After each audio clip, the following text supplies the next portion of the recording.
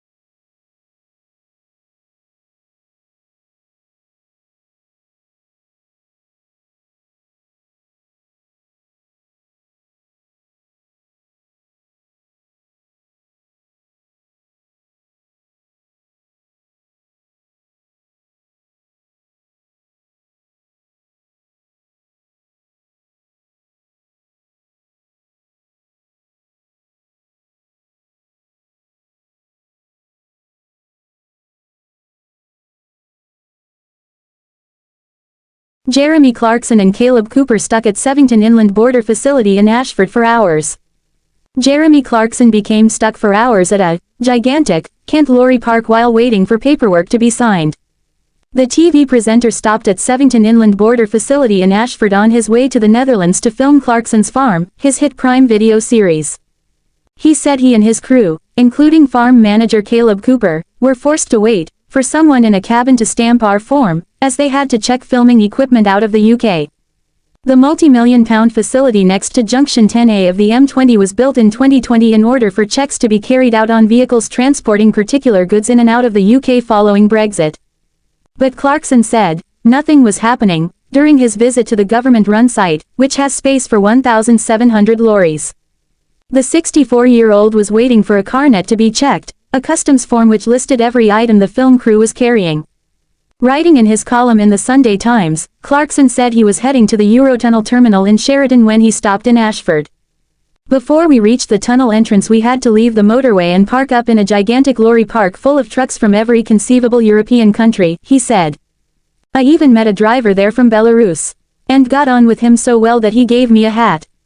More has been spent in this place on high-visibility jackets than the NHS spent on PPE during COVID. And what was happening? Nothing, as far as I could tell. No lorries were being opened and checked. No dogs were sniffing tires. We were simply waiting for someone in a cabin to stamp our form.